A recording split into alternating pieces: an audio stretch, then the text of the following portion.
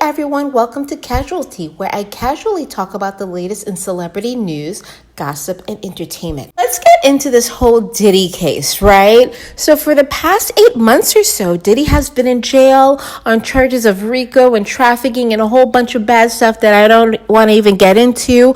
But for the past month, he's been on trial. There have been witnesses that said he's been a really horrible person and alleged a lot of bad things that he's done to them. And the defense has come with some witnesses that said that he's not such an awful person. Maybe he's just a bad boss. There's been exes that have come on that said, yeah, he was a little handsy, if you get my drift. People who have alleged that he may have set their car ablaze or whatnot. There have been a lot of testimony that has been quite alarming if you have been watching the news and watching the bloggers talk about it.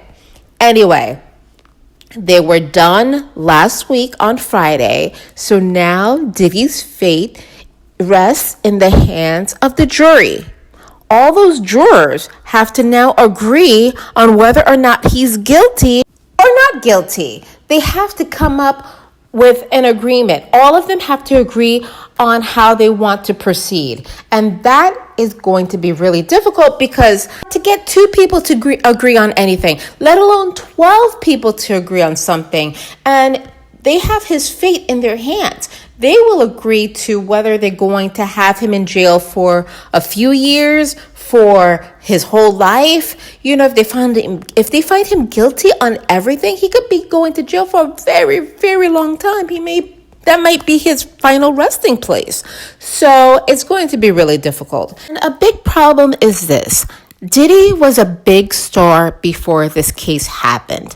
A lot of the jurors know him as the head of Bad Boy, the hit maker, the entertainer, the fun time guy. He always had those white parties. He's friends with all the who's who in Hollywood. So they remember that. They remember watching his videos. They remember his songs. Still an idol to many of these people. Now, yes, he did some really terrible things to a lot of people, but were they crimes? Diddy's lawyers did a good job of showing that Diddy lived an alternative lifestyle in his bedroom, and the people that partook in it were willing participants, whether it be for money or be for fame or, studio time or for songs with popular people. Everyone who partook in his quote unquote freak offs or hotel nights or king nights, they did that on their own accord. They wanted to do that with him. They wanted to make him happy. They wanted to be in his life no matter what it meant. These women that were partaking in these activities knew that he had other women and knew that, he just liked to have a lot of fun, a lot of wild fun in his bedroom. So that's what Diddy's lawyers kind of stressed to the jury. The prosecution, on the other hand, were saying how sick and sadistic Diddy was. He was an evil guy. He was malicious. He wanted to hurt people. He wanted to unalive people. He wanted to do all these terrible things, and they should hold him accountable for everything that he's done to everybody. And they keep reminding them about that videotape that came out of Cassie and him in that hallway of the hotel. They keep telling people, remember that footage. Remember what happened. Remember what you saw. Remember everything that you've heard. Remember all the terrible accounts that these witnesses have said on the stand. Remember those and hold Diddy accountable. So now, when the day was done on Friday, Diddy's kids kind of left with their heads kind of hanging down low. His daughters were very emotional.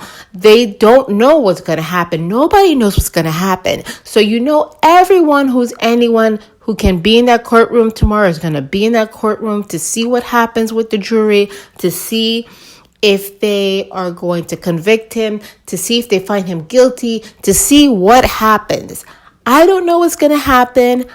I don't know if this jury is going to put him away for life, or if they're going to say, you know what, he was a bad guy, but maybe, agree to lesser charges. So maybe he has a few years in jail and then the rest he gets to live out. I don't know. All I want is to see Diddy's face. They keep saying that he looks so different without the fillers and without the luxury, facials, and without his IV drips that he would get to keep him looking refreshed. I remember he used to say he used cream to preserve his sexy, accentuate his situation or something like that, he said. But I would like to see what his face looks like. I wish after whatever happens tomorrow or the next day that they just say, oh, Diddy, do you have some words for the public? And we get to see what Diddy looks like. But of course, that's not going to happen unless he is released. And I don't think he would do any press conferences or any interviews without having his fillers and having his face nice and fresh and his hair dyed and everything looking very young and demure as he did before. Anyway, and with Diddy looking so old, it makes me wonder, does Jay-Z probably look as old but keeps dyeing his hair and getting fillers as well too? Because I think Jay-Z is probably a little bit older than Diddy, maybe a little bit younger, I'm not sure, but they're around the same age. And if they're saying that Diddy aged so much in 8 months without his beauty treatments, I wonder what Jay-Z would look like without his beauty treatments. I don't know why my mind went there.